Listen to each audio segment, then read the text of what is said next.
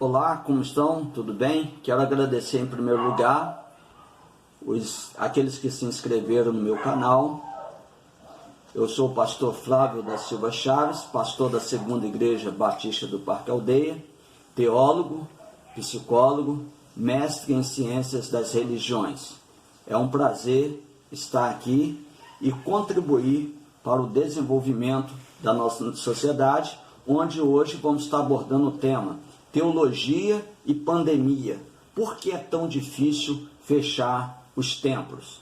Nós sabemos que foi uma dificuldade, agora menos, em aceitar que nesse momento de pandemia os templos fossem fechados. De fato, não é fácil para um líder religioso tomar essa decisão. E imagino que conquanto estejamos com os templos fechados e num sentido mais de senso comum, as igrejas estarem fechadas, não é uma decisão fácil para o líder religioso. Por quê? A igreja fechada, ela nos coloca diante de dois dilemas.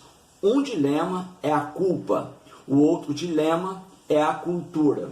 Qual a cultura que temos vivido no tempo atual quando se fala de igreja? A primeira questão da cultura é que Deus é o Senhor e cura todos os males. Essa é a primeira ideia cultural que foi implantada em nosso meio, a partir das mídias, a partir das novas teologias que apareceram nos tempos contemporâneos. Nessa cultura foi disseminado pela mídia a seguinte questão: Deus, ele é Senhor e cura todos os males. Nessa linha não se admite o problema, não se admite as enfermidades, não se admite que, enquanto Deus seja o Senhor, nós estamos vulneráveis às condições humanas. Uma outra questão é a culpa que se estabelece tanto no líder religioso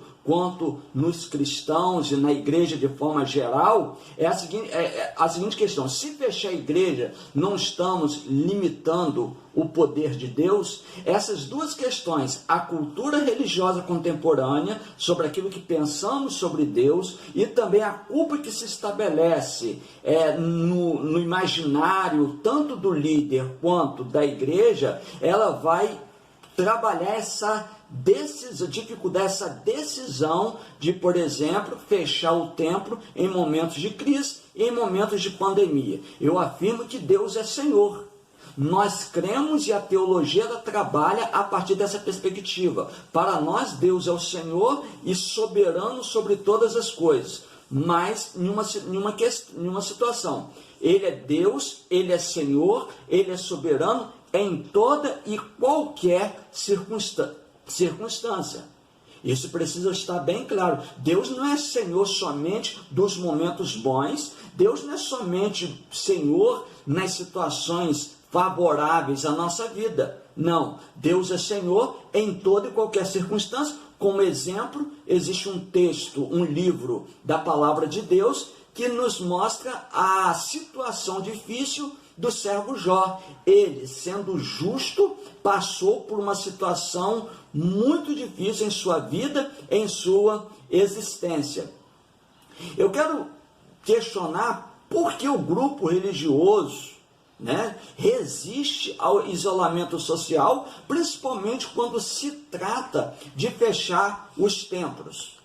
Eu quero usar o argumento do Rubem Alves, no livro O que é Religião. Conquanto esse autor não seja muito aceito no meio teológico, principalmente naquele meio ao qual nós militamos na área acadêmica, ele é muito aceito na área das ciências das religiões. No livro que é Religião, ele vai falar um pouco, algumas questões interessantes para a nossa reflexão. Quando ele fala sobre religião, ele faz a seguinte pergunta: por que o homem constrói a religião? E ele vai responder: talvez porque sem ela o mundo seja por demais frio e escuro. Com os seus símbolos sagrados, o homem exorciza o medo e constrói diques contra o caos. Em outra página, ele vai dizer o seguinte: Camus, observou que é curioso que ninguém esteja disposto a morrer por verdades científicas.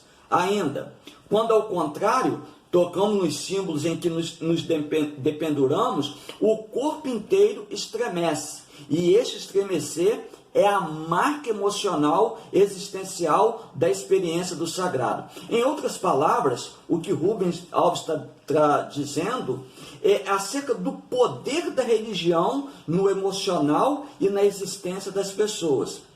Não discutimos ciência. Alguém discute ciência? Alguém briga pela ciência? Alguém briga se a Terra é redonda ou é quadrada? Não. O que ele está dizendo é que quando se toca na religião, quando se toca na consciência religiosa, as coisas mudam totalmente, porque as crenças, elas mexem com a nossa consciência existencial. E ele acrescenta dizendo o seguinte: quando entramos no mundo do sagrado, entretanto, descobrimos que uma transformação se processou, porque agora a linguagem se refere às coisas invisíveis, coisas para além dos nossos sentidos comuns que, segundo a explicação, somente os olhos da fé podem contemplar. Talvez aqui nessa palavra do Rubem Alves esteja a razão pelo qual nós sentimos dificuldade de aceitar algumas determinações quando põe em risco a vida humana, porque no nosso imaginário, nas nossas crenças, na nossa vida, a religião nos toma de uma forma sobrenatural.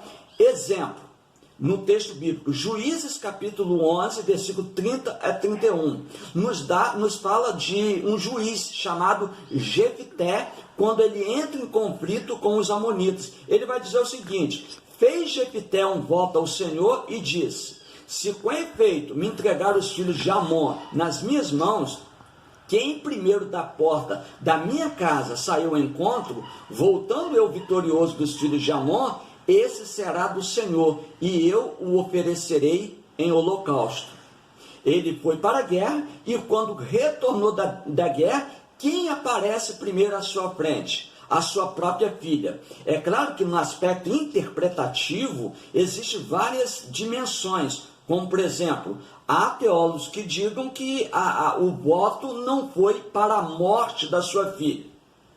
Na descrição abaixo do vídeo, eu coloco algumas referências sobre essa questão. Ou seja, não vamos polemizar essa questão, mas o certo houve um voto ao Senhor que pôs em risco, seja o sacrifício da própria morte da filha de Jefté, ou seja, um sacrifício, como alguns autores colocam, como dedicação, consagração ao Senhor.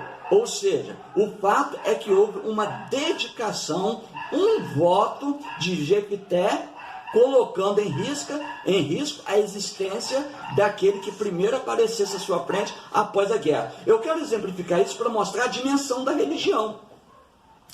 O quanto que a religião, elas podem servir para o bem ou para o mal. Ela pode ser instrumento de libertação, de cura, mas também pode ser instrumento de adoecimento e conflitos. O que fazer em tempo de pandemia? O que fazer nesse tempo em que nós não temos ainda as respostas, não sabemos o que de fato está ocorrendo? Use um texto do livro de John Stott. Crer é também pensar. Crer é também pensar. Ou seja, nesse livro ele trabalha a seguinte questão: é preciso equilíbrio entre pensamento e ritual.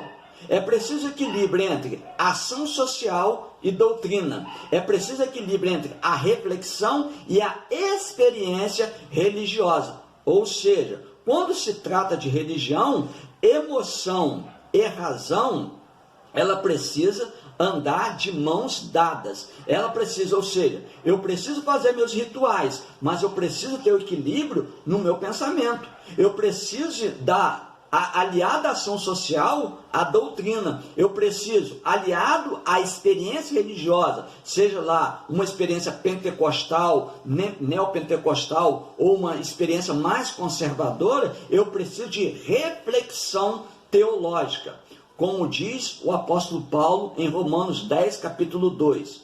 porque eu sou testemunho de que eles são muito dedicados a Deus, uma referência a Israel, mas a dedicação deles não está baseada no verdadeiro conhecimento. Logo, em tempos de pandemia, aliando teologia e saúde, é bom que a emoção e a razão estejam em equilíbrio e façamos de todas as formas para manter o povo esperançoso, para manter o povo na fé em Deus, sem comprometer a sua saúde pública. Um abraço, Deus o abençoe.